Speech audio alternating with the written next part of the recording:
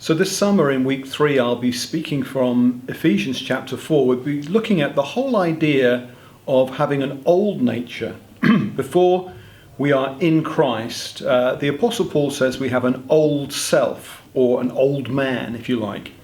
But that when we came into Christ, we got a whole new nature, that something happened to our identity, and now we are in Christ. We're adopted and we are forgiven. A profound change has taken place. And then towards the end of Ephesians 4, Paul talks about what we should do differently, or how we should live in the light of the fact that we've now got this new nature and that we can be renewed in the spirit of our minds. So we can think differently. We don't have to think in the old ways. We can think differently. And this actually produces changes in our behavior. So at the very end, in the last verse, he says to the Ephesians, forgiving each other just as in Christ you've been forgiven.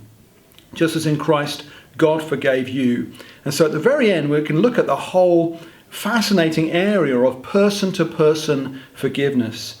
In the Christian life, we can talk a lot about the fact that God has forgiven us, but one of the biggest challenges we face are to overlook or to forgive offences, grievances, any bitterness that we might have against other people, to truly forgive, to totally forgive, just as in Christ God forgave us. That's a tremendous challenge, but it's also a marvelous freedom to genuinely walk free from offences, from all kinds of bitterness and disappointments we may have picked up as we've gone through life. So it's a challenging subject, it's an exciting subject, something so profound has happened to us that we can walk free from all these emotional difficulties, these negative feelings. We can genuinely walk away from them because on the cross, Jesus Christ became an offence. He died so that we can be forgiven. And those are some of the themes that we'll be exploring on that Sunday night in week 3.